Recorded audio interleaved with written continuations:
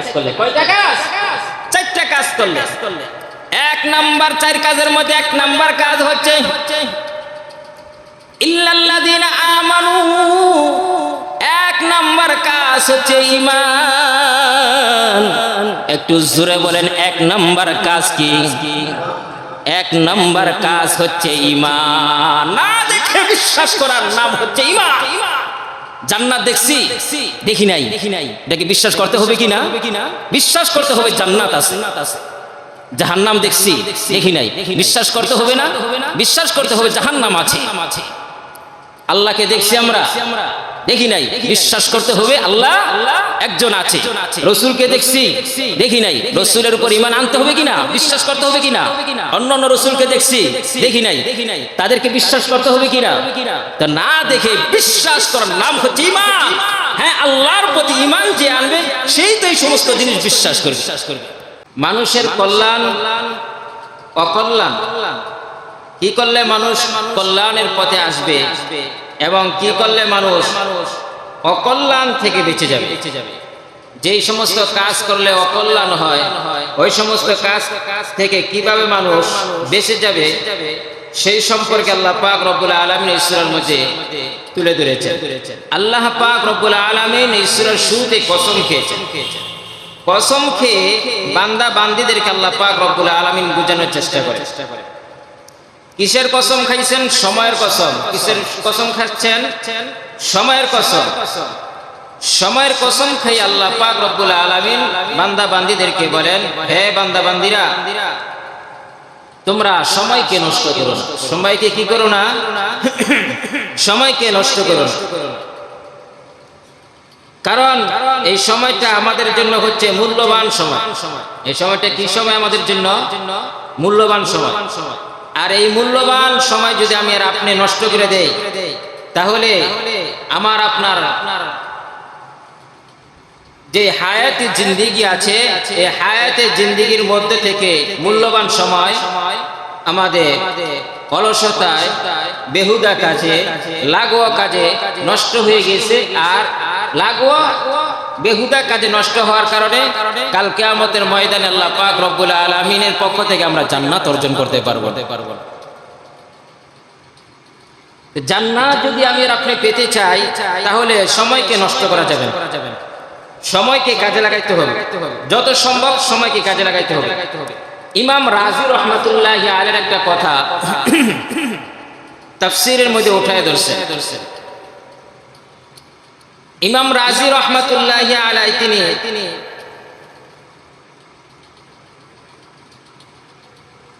এক বুজুর্গের ঘটনা কিতাবের মধ্যে লিখেছেন। এক বুজুর্গ সূরা আসরের তাফসীর বুঝতে চায়, এক বুজুর্গ সূরা আসরের তাফসীর বুঝতে চায়, কিন্তু যতই কিতাবাদি গাড়ছে কিন্তু সূরা আসরের তাফসীর বুঝতে পারে। এই আল্লাহওয়ালা সে এক সময় বাজারের মধ্যে গেছে। কোন এক সময় বাজারের মধ্যে গেছে। তো বাজারের মধ্যে যাওয়ার পর বাজারে কোন এক কোণা থেকে আওয়াজ আসতেছে যে সেই ব্যক্তির উপর রহম করো যার পুঁজি গলে যাচ্ছে। সেই ব্যক্তির উপর রহম করো যার পুঁজি গলে যাচ্ছে। আল্লাহওয়ালা চিন্তা করলো, কিরে এমন কথা তো আর কখনো শুনি নাই। সেই ব্যক্তির উপর রহম করো যার পুঁজি গলে যাচ্ছে, সেই ব্যক্তির উপর রহম করো যার পুঁজি গলে যাচ্ছে। তো এই লোকটা খুঁজতে লাগলো বাজারের দিকে, বাজারে চতুর্দিকে খুঁজতে লাগলো, কে ঘোষণা দেয়, কে কথা বলে। খুঁজতে এক কোণার মধ্যে এক বরফ বিক্রেতাওয়ালা, কি বরফ তো বরফ বিক্রেতাওয়ালা এই ঘোষণা দিচ্ছে। তো বরফ বিক্রেতাওয়ালা এই ঘোষণা দেখে এবং বরফ বিক্রেতাওয়ালার নিকটে গিয়া সে বলে, আমি এখন বুঝতে পারছি সূরা আসরের তাফসীর। এখন আমার সূরা আসরের তাফসীর বুঝে আসছে। তো বরফ বিক্রেতাওয়ালা যে কথা ঘোষণা দেয় সেই কথা দিয়ে কি বুঝায়? বরফওয়ালা এই কথা বুঝায় যে আমার সমস্ত পুঁজি আমি এই বরফের মধ্যে খাটাইছি। এই বরফ যদি গলে যায় তাহলে তোমরা আর নিবা নাই বরফ কিনা, আমার থেকে আর বরফ কি নিবা? পানি নিবা? পানি নিতা। যেহেতু আমি বরফের মধ্যে আমার পুঁজিটা খাটাইছি, পানি না হওয়ার আগে বরফ থাকা অবস্থা আমার থেকে বরফ কিনে নিয়ে যাও, আর আমার পুঁজি শেষ, অন্যথায় আমার পুঁজি শেষ। আল্লাহওয়ালা নিজে নিজে মনে মনে বলে, এখন আমি সূরা আসরের তাফসীর বুঝতে পারছি। কি আমার কি আল্লাহ পাক রব্বুল আলামিন হায়াতে জিন্দেগি দিয়া, যে হায়াতে জিন্দেগিটা দিবেন, এই হায়াতে জিন্দেগিটা হচ্ছে বরফের মতো। কিসের মতো? বরফের মতো। বরফ যেমন গইলা গইলা শেষ হইয়া যায়, মানুষের হায়াতে জিন্দেগিটা ঠিক এমন বরফের মতো গইলা গইলা, একদিন, 2 দিন, 1 সপ্তাহ, 1 মাস, 1 বছর গলে গেলে শেষ হয়ে যাচ্ছে। ঠিক কিনা? জোরে বলেন। আল্লাহ পাক রব্বুল আলামিন বলেন, সময়কে কাজে লাগাও। সময়কে কি করো? সময়কে কাজে লাগাও, সময় নষ্ট করো না। সময়ের বড় দাম। তোমার হায়াতে জিন্দেগির মধ্য থেকে যদি 1 মিনিট চলে যায়, তাহলে তোমার মূল্যবান সময় থেকে 1 মিনিট চলে গেল। তোমার বাজেট যদি 70 বছর থাকে, 70 বছর থেকে 1 মিনিট হারিয়ে গেল। 1 দিন চলে গেলে 70 বছর থেকে 1 দিন চলে গেছে। 1 সপ্তাহ চলে গেলে 70 বছর জিন্দেগির মধ্য থেকে 1 সপ্তাহ চলে গেল। 1 মাস যদি চলে যায়, তোমার হায়াতের জিন্দেগি থেকে 1 মাস চলে গেল। 1 বছর যদি চলে যায়, তোমার হায়াতের জিন্দেগি থেকে 1 বছর চলে গেল। এরকম ভাবে 1 বছর, 2 বছর যাইতে যাইতে যাইতে যাইতে 70 বছর যখন পার হয়ে যাবে, তোমার ঘরের সামনে পালকি ঠিকানা চলে আসবে। ওই ঠিকানা, ওই পালকির মধ্যে উঠা তোমাকে কবর পর্যন্ত যাইতে হবে। আর যখন কবরের মধ্যে তুমি যাইবা, যাওয়ার সাথে সাথে তোমার সময়, যে তুমি মূল্যবান সময় এদিকে সেদিকে নষ্ট করেছ, এই জবাব আল্লাহ পাক রব্বুল আলামিন নেওয়া শুরু করে দিবে। সময়ের কাজে লাগাইতে হবে। সময়ের কি লাগাইতে হবে? সময়ের কাজে লাগাইতে হবে। যুবক ভাই, তাস খেলে খেলে সময় নষ্ট করে দিও না।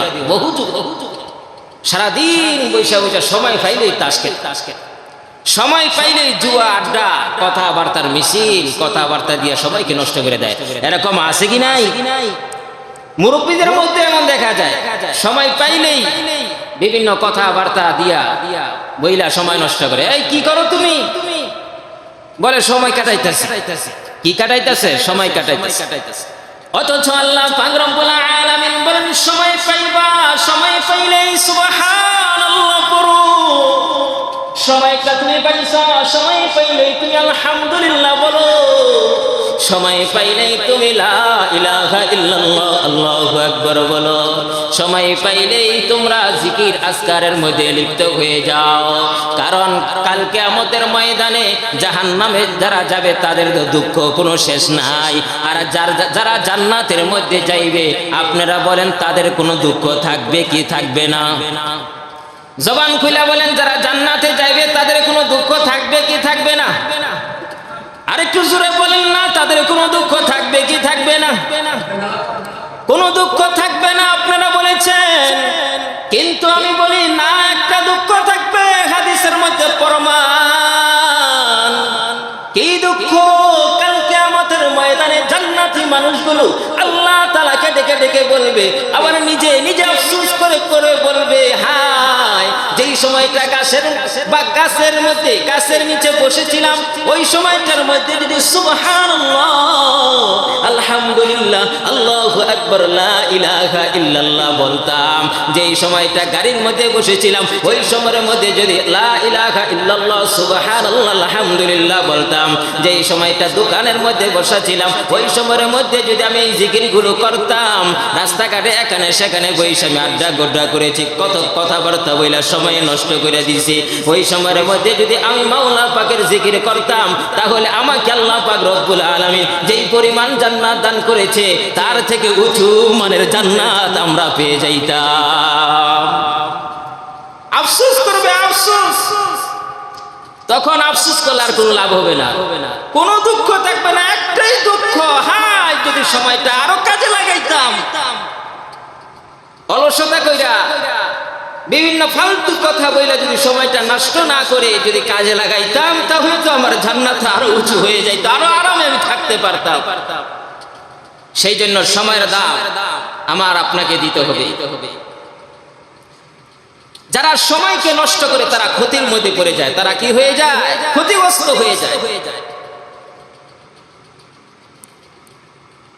এই ক্ষতির থেকে বাঁচার জন্য চারটা গুণ আছে, চারটা কাজ করলে এই সমস্ত ক্ষতি থেকে বাঁচতে পারবে। কয় কাজ? চার কাজ।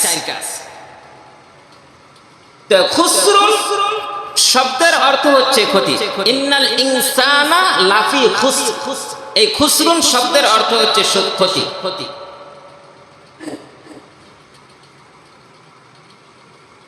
ছাত্র পরীক্ষার ফলে ঢুকে, ছাত্র পরীক্ষার ফলে ঢুকে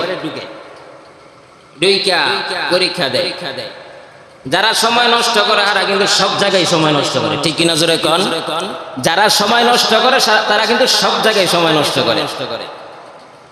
কোনটা মূল্যবান সময় আর কোনটা মূল্যবান সময় না তার মাথার মধ্যে সেটা নাই, তার মাথার মধ্যে ওটা থাকে না, সময় নষ্ট করতে থাকে। তো কিছু ছাত্র আছে অলস মার্কা ছাত্র আছে কি নাই? অলস মার্কা কিছু ছাত্র আছে না, এটা সব জায়গায় আছে, সব প্রতিষ্ঠানও আছে। তারা ক্লাসের মধ্যেও ফাঁকি দেয়, খানা পিনার ক্ষেত্রেও ফাঁকি দেয়, উস্তাদদেরকে ধোঁকাবাজি দেয়, শিক্ষকদেরকে ধোঁকাবাজি দেয়, এমনকি পরীক্ষার ফলেও যাইয়া ধোঁকা দেওয়ার চেষ্টা করে, সময় নষ্ট করে। তো ছাত্র পরীক্ষার মধ্যে ফলের মধ্যে পরীক্ষা দিতেছে, কিছু ছাত্র খুব মনোযোগ সহকারে লিখে, খুব মনোযোগ সহকারে লিখতেছে, আর কিছু অলস মার্কা ছাত্র ছাত্রী পরীক্ষা চলতেছে, এত মূল্যবান সময়, তখন মূল্যবান সময় না 3টা ঘন্টা 3.5 ঘন্টা খুব মূল্যবান সময়। এই সময়ের মধ্যে তার লাভবান এবং তার ক্ষতি। তো অলস টাইপের ছাত্রগুলো দেখা গেছে কিছু পারে না, তাকায় রয়েছে ওদিকে, বিভিন্ন দিকে তাকায় থাকে, এর খাতা দেখে ওর খাতা দেখে, এইভাবে দেখে সময় নষ্ট করে। হঠাৎ কইরা ছাত্র প্রতি এক শিক্ষকের যখন নজর কইরা যায়, তখন শিক্ষক তাকে ডাক দিয়ে বলে, হে ছেলে, তোমার সময় থেকে 2 ঘন্টা চলে গেছে, আর 1 ঘন্টা মাত্র বাকি আছে, তোমার পৃষ্ঠা এখনো খালি, তুমি লেখো না কেন? তুমি তোমার সময় নষ্ট করে এদিক সেদিকে এদিক সেদিকে তোমার নজর তাকাইতেছ। এমন বলে কি বলে না? আর আল্লাহ পাক রব্বুল আলামিন মানব জাতিদেরকে ডেকে বলেন, হে মানুষ সন্তান, হে আমার বান্দা বান্দিরা, তোমরা কেন আমার সময় নষ্ট করতেছো? তোমার হায়াতে মূল্যবান আয়ুটা, মূল্যবান হায়াত যে আমি দিলাম, এই হায়াতের সময় তো নষ্ট কইরা তুমি তো জাহান্নামী হয়ে যাইতেছো। সময়কে কাজে লাগাও, হে মানব জাতি, তোমরা সময়কে কাজে লাগাও। সময় কাজে লাগাইলে তুমি লাভবান হয়ে যাইবা। যারা ধনী হতে চায় তারা সময়কে কাজে লাগায় দুনিয়ার লাইনে। যারা ধনী হইতে চায় সময়কে কি লাগায়? কাজে লাগায়। একটা গরিব মানুষ যখন সময়ের কাজে লাগায় সে চলতে থাকে, আল্লাহ পাক রব্বুল আলামিন এক সময় দেখা যায় তাকে উন্নতি দিয়ে দেয়, ঠিক কিনা জোরে কোন? এক সময় তার উন্নতি হয় না। আর যদি সে সময়কে অলসতা করে নষ্ট করে দেয়, পারবে উন্নতি হতে? কখনো পারবে না। পয়সা খাইলে তো আর সে লাভবান হতে পারবে না। সে যেমন ছিল তেমনই থেকে যাবে, অথবা আরো নিচে নেমে যাবে। সেই জন্য আল্লাহ পাক রব্বুল আমিন বলেন, সময়কে কাজে লাগাও। সময় কাজে লাগাইলে তোমার জন্য জান্নাত, উঁচু জান্নাত পাইবা, জান্নাতুল ফেরদাউস পাইবা, জান্নাতুল নাঈম পাইবা। সময়ের কাজে লাগাও, সময়কে নষ্ট করিও না। ভাইরা আমার, লাভের বিপরীত হচ্ছে ক্ষতি। লাভের বিপরীত কি? ক্ষতি, ঠিক না? লাভের বিপরীত ক্ষতি না, লাভের বিপরীত হচ্ছে ক্ষতি। আর খুসরুন এই শব্দের অর্থটি হচ্ছে ক্ষতি, আর লাভ হচ্ছে নাফা। লাভ শব্দের আরবি কি? নাফা, মানে লাভবান হওয়া, উপকারিতা হওয়া। নাফার বিপরীত হচ্ছে নোকসান। নাফার বিপরীত কি? নোকসান, ক্ষতি। খুসরুন শব্দের অর্থ ক্ষতি, নোকসান শব্দের অর্থ ক্ষতি। দুই ক্ষতি কিন্তু একরকম নয়। দুই ক্ষতি কি নয়? একরকম নয়।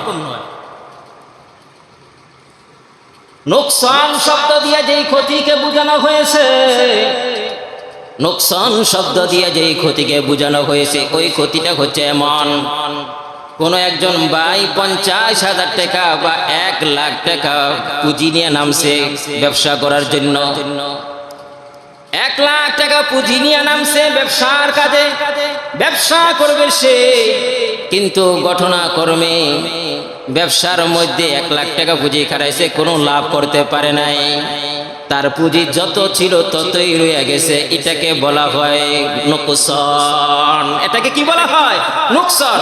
50,000 টাকা তার ব্যবসার, 1 লাখ টাকা তার ব্যবসার মধ্যে লাগাইছে, যেই 1 লাখ টাকার মাধ্যমে যে লাভ হওয়ার কথা এই লাভটা আর হয় নাই। তার পুঁজি ঠিক আছে কিন্তু লাভ হয় না, এটাকে বলা হয় নুকসান। এটাকে কি বলা হয়? নুকসান।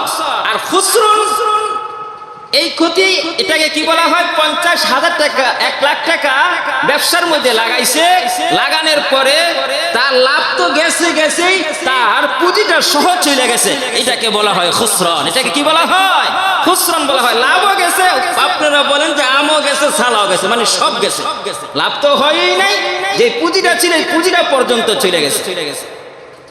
আল্লাহ পাক রব্বুল আলামিন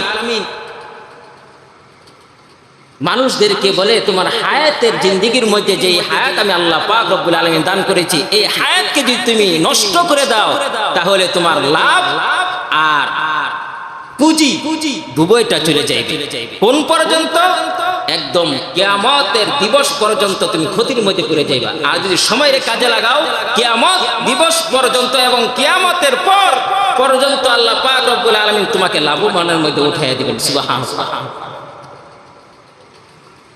এই ক্ষতির ব্যাপারে খুসরান দিয়ে আল্লাহ পাক রব্বুল আলামিন একাধিক জায়গায় কোরআনুল কারীমের মধ্যে ক্ষতির ব্যাপারে মানুষদেরকে বর্ণনা করে বুঝাইতে চাচ্ছে।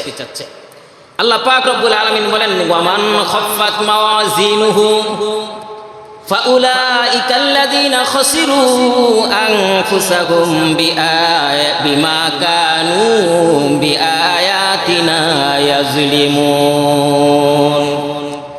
ওয়ামান খাফফাত মাওয়াজিনুহু, যার আমল নামাটা কাল কিয়ামতের ময়দানে হালকা হয়ে যাবে, যার আমল নামাটা কাল কিয়ামতের ময়দানে হালকা হয়ে যাবে, ফাউলাইকাল্লাযীনা খাসিরু, তারা কাল কিয়ামতের ময়দানে ক্ষতিগ্রস্ত হয়ে যাইবে। যার আমল নামা হালকা হয়ে যাবে কিয়ামতের ময়দানে, সে যে ক্ষতিগ্রস্ত হয়েছে এর থেকে বড় ক্ষতি আর কিছু আছে কি নাই? বুঝেন নাই কথা? কিয়ামতের ময়দানে যদি আমলনামা হালকা হয়ে যায়, এর থেকে ক্ষতিগ্রস্ত লোক আর কেউ নাই, সে হচ্ছে সবচেয়ে বড় ক্ষতিগ্রস্ত। আর যার আমলনামাটা কিয়ামতের ময়দানে বাড়ি হয়ে যাবে, সে তার থেকে লাভবান আর কেউ নাই, তার থেকে লাভবান আর কেউ নাই।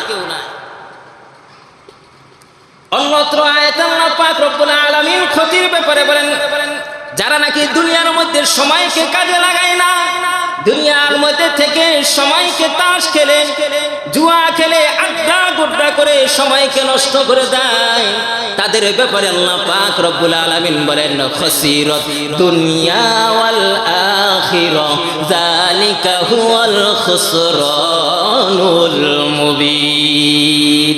তাদের দুনিয়াও গেলে আখিরাতও গেল। খাসিরাত দুনিয়া, দুনিয়ায় তারা ক্ষতিগ্রস্ত, ওয়াল আখিরাহ, এবং আখিরাতে তারা ক্ষতিগ্রস্ত। সেই জন্য আমল কইরা সময়কে কাজে লাগানো চাই, আমল কইরা সময়কে কাজে লাগানো চাই। মূল্যবান সময় এমনি এমনি নষ্ট করে না দেই। ভাইরা আমার, আল্লাহ পাক রব্বুল আলামিন বলেন, ওয়ানুনাজ্জিলু মিনাল কুরআনি মা হুয়া শিফাউ ওয়া রাহমাতুল লিল মুমিনিন ওয়া লা ইয়াজিদুজ যালিমিনা ইল্লা খাসারা। ওয়ানুনাজ্জিলু মিনাল কুরআন, কুরআনকে আল্লাহ পাক রব্বুল আলামিন নাযিল করেছেন। এই কুরআনটা মা হুয়া শিফাউ ওয়া রাহমাতুল লিল মুমিনিন, মুমিনদেরকে একমাত্র শিফা দিবে। এই কোরআন কাকে শিফা দিবে? মুমিনকে শিফা দিবে। যেই কোরআনের প্রতি আমল করবে আল্লাহ পাক রব্বুল আলামিন তাকে শিফা দিবে। আর এই কোরআনটা, কোরআনের প্রতি যারা আমল করবে আল্লাহ পাক রব্বুল আলামিন তার ঘরে, বাড়ির মধ্যে, সংসারের মধ্যে রহমত নাজিল করবে। কি নাজিল করবে? রহমত নাজিল করবে। এই কোরআন অনুযায়ী যদি আমি আর আপনি আমল না করি, কি হবে? খসিরাত দুনিয়া ওয়াল আখিরা, আমরা ক্ষতির মধ্যে পড়ে যাইব। এখানে বলা হয়েছে ওয়ালা ইয়াজিদুজ জালিমিনা ইল্লা খাসার। জালেমরাই কোরআন অনুযায়ী আমল করে না, জালেমরাই কোরআন অনুযায়ী কি করে না, আমল করে না। যত মিথ্যে কথা আছে, যত বাটপারি আছে, সমস্ত বাটপারে মিথ্যা কথা জালেমদের মধ্যেই পাওয়া যায়। একটা মুমিন কখনো মিথ্যে কথা বলতে পারে না, কখনো গালি দিতে পারে না, কখনো বাটপারি করতে পারে না, কখনো মানুষকে কষ্ট দিতে পারে না, ঠিক কি না? যারা জালেম, আল্লাহকে মানে না, আল্লাহ রসুলের তরিকা অনুযায়ী চলে না, একমাত্র তাদের থেকেই খারাপই বের হতে পারে, মুমিনের থেকে কখনো খারাপই বের হতে পারে না। সেই জন্য আল্লাহ বলেন এই কোরআন মুমিনকে শিফা দেয়, এই কোরআন মুমিনদের উপর রহমত বর্ষণ করে। সুবহানাল্লাহ। আরেকটু জোরে বলেন সুবহানাল্লাহ। এই কোরআনকে আইন হিসাবে মানতে হবে। এই কোরআন আমাদের পক্ষে আইন, এটা মানতে হবে। কোরআনই আইন, কোরআন যেই কথা বলবে সেই কথাই আইন। আমার আপনার কথা কোনো আইন হতে পারে না, এই কোরআনের যেই আইন সেটাই আইন। এই কোরআনকে আমাদের সংবিধান মানতে হবে। এই কোরআনকে আমাদের কি মানতে হবে? সংবিধান মানতে হবে। কোরআন সংবিধান, কোরআন সংবিধান থেকে যা কিছু আসবে সেটাই আমি মানব, সেই পথে আমি চলব। কোরআন সংবিধান থেকে যদি নিষেধাজ্ঞা আসে তা মানব না। কোরআন সংবিধান থেকে যদি আদেশ সূচক বাক্য আসে আমি এটাকে মানব। কোরআনকে সংবিধান মানতে হবে। কোরআনকে কি মানতে হবে? সংবিধান মানতে হবে। আল্লাহ তৌফিক দান করুন, আমিন বলেন। ভাইরা আমার, রাসূল করিম সাল্লাল্লাহু আলাইহি ওয়াসাল্লাম বলেছেন, যারা এই কোরআনকে সংবিধান মানবে, যারা এই কোরআনকে আইন হিসাবে মানবে, রাসূল বলেন আল কোরআনু হুজ্জাতুল লাকা ওয়া আলাইহি, এই কোরআন কাল কিয়ামতের ময়দানে তার পক্ষ হয়ে যাইবে। সুবহানাল্লাহ বলেন। এই কোরআন তার কাল কিয়ামতের ময়দানে তার পক্ষে কথা বলবে, আল্লাহকে বলবে আল্লাহ আমাকে সে মূল্যায়ন করেছে, আমার ভিতরে যা কিছু ছিল আদেশ সে মেনেছে, যা কিছু নিষেধ ছিল সে এগুলো থেকে বিরত থেকেছে। আল্লাহ তুমি তাকে জাহান্নামে দিও না, তার ঠিকানাটা মাকআতরা তুমি জান্নাতের ঠিকানা বানায়া দাও। সুবহানাল্লাহ। সেই জন্য কোরআন, যারা কোরআন আইন অনুযায়ী চলে না, কোরআনকে সংবিধান হিসেবে মানে না, তারা কাল কিয়ামতের ময়দানে জাহান্নামের মধ্যে যাবে। আর যারা এই কোরআনকে সংবিধান হিসাবে মানবে, আইন হিসাবে মানবে, আল্লাহ পাক রব্বুল আলামিন এই কোরআনের মাধ্যমে তাকে জান্নাত পর্যন্ত পৌঁছে দিবে, এমনকি জান্নাতের ভিতরে তাকে জায়গা করে দিবে। সুবহানাল্লাহ। রাসূল করিম সাল্লাল্লাহু আলাইহি ওয়াসাল্লাম, আল্লাহ পাক রব্বুল আলামিন তিনি বলেছেন, কুল ইন্নাল খাসিরিনা আল্লাযিনা খাসিরু আনফুসাহুম ওয়া আহলিহিম ইয়াওমাল কিয়ামাহ আলা যালিকা হুয়াল খুসরানুল মুবিন। কুল, আল্লাহ বলতে বলেন হে রাসূল আপনি বলুন, ইন্নাল খাসিরিনা আল্লাযিনা, নিশ্চয়ই ক্ষতিগ্রস্ত ব্যক্তি, আল্লাযিনা খাসিরু, ওই সমস্ত ব্যক্তিরা হচ্ছে সবচেয়ে বড় ক্ষতিগ্রস্ত, আনফুসাহুম, যারা নিজেরা বুঝে শুনে ক্ষতির মধ্যে পড়েছে, যারা নিজেরা বুঝে শুনে ক্ষতির মধ্যে পড়েছে। এমন কেউ নাই সে ভালো খারাপ বুঝে না, আছেনি এমন কেউ ভালো খারাপ বুঝে না? সবাই ভালো খারাপ বুঝে, ভালোটা বুঝেও ভালো কাজ করে না। সে জানে নামাজ পড়লে আল্লাহ তাআলা জান্নাত দিবে, সে জানে যাকাত দিলে আল্লাহ পাক রব্বুল আলামিন জান্নাত দিবে, রোজা রাখলে আল্লাহ পাক রব্বুল আলামিন জান্নাত দিবে, মানুষের সাথে খারাপ ব্যবহার করা যাবে না, মানুষের জমিন দখল করে খাইলে আল্লাহ পাক রব্বুল আলামিনের কাছে দরপাকার হবে, মানুষকে কষ্ট দিলে আল্লাহ পাক রব্বুল আলামিনের কাছে দরপাকার হবে। সব বুঝে, বুঝার পরেও মানে না, এমন লোক আছে কি নাই? যারা মানে তারা ক্ষতি নয়, তারা লাভবান, তারা কল্যাণের পথে চলে আসছে, তারা সফলতা হয়ে যাবে। আর যারা মানে না, বুঝার পরও মানে না, তারাই ক্ষতিগ্রস্তের মধ্যে পড়ে যাবে। কি ক্ষতিগ্রস্ত? হুয়াল খুসরানুল মুবিন, স্পষ্ট ক্ষতির মধ্যে তারা পড়ে যাবে, স্পষ্ট ক্ষতির মধ্যে পড়ে যাবে। আল্লাহ পাক রব্বুল আলামিন সেই জন্য মানব বান্দা বান্দীদের প্রতি লক্ষ্য করে বলেন ওয়াল আসর, সময়ের কসম, ইন্নাল ইনসানা লাফি খুসর, নিশ্চয়ই মানুষ ক্ষতিগ্রস্তের মধ্যে পড়ে রয়েছে। তবে এই ক্ষতি থেকে যদি কোনো মানুষ বান্দা বান্দি বাঁচতে চায়, তাহলে সে যদি 4টা কাজ করে তাহলে এই সমস্ত ক্ষতি থেকে বাঁচতে পারবে, অন্যথায় এই সমস্ত ক্ষতি থেকে বাঁচতে পারবে না। যেই ক্ষতি একদম জাহান্নাম পর্যন্ত নিয়ে যায়, এই ক্ষতি থেকে বাঁচতে পারবে না, তবে বাঁচতে পারবে চারটা কাজ করলে। কয়টা কাজ? চারটা কাজ করলে। এক নাম্বার, চার কাজের মধ্যে এক নাম্বার কাজ হচ্ছে ইল্লাল্লাযীনা আমানু। এক নাম্বার কাজ হচ্ছে ঈমান।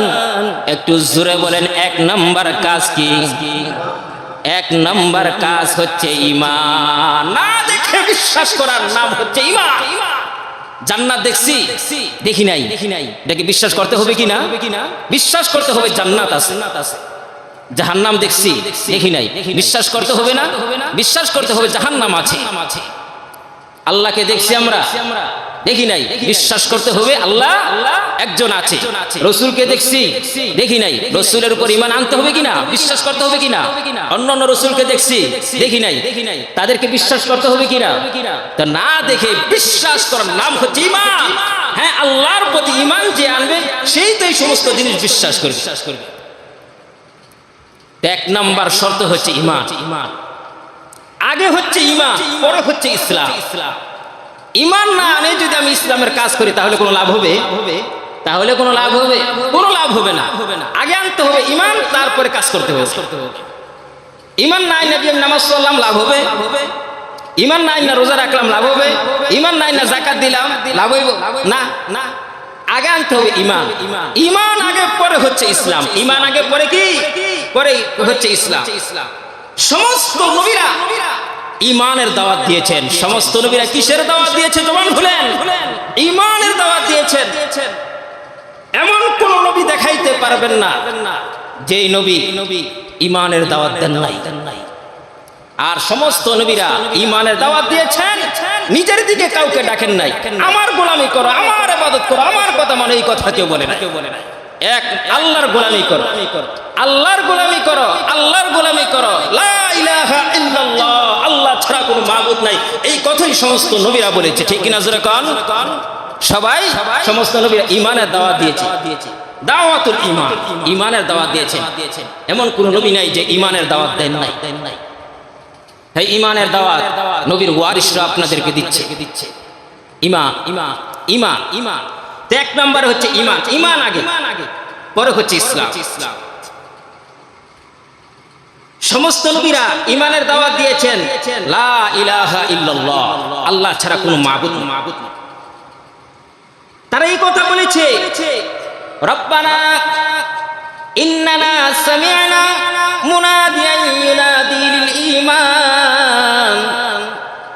মানুষেরা বলে, আল্লাহ আমাদের নিকটে আমরা শুনেছি আমাদেরকে এমন একজন আহ্বান ডাক দিচ্ছে, আহ্বানকারী আহ্বান করতেছে, এই কথার আহ্বান করতেছে, লা ইলাহা ইল্লাল্লাহ, লা ইলাহা ইল্লাল্লাহ, লা ইলাহা ইল্লাল্লাহ। আল্লাহ ছাড়া কোনো মাবুদ নাই।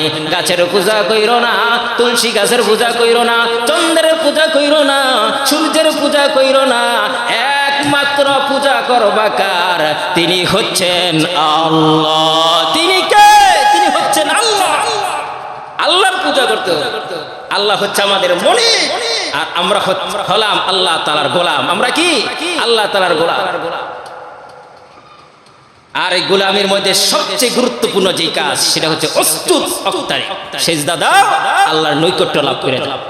সেজদা দিবা আর কি লাভ করবা? আল্লাহর নৈকট্য লাভ করো। সেই জন্য বেশি বেশি সিজদা দিতে হবে। সেই জন্য কি করতে হবে? বেশি বেশি সিজদা দিতে হবে আল্লাহ পাক রব্বুল আলামিন।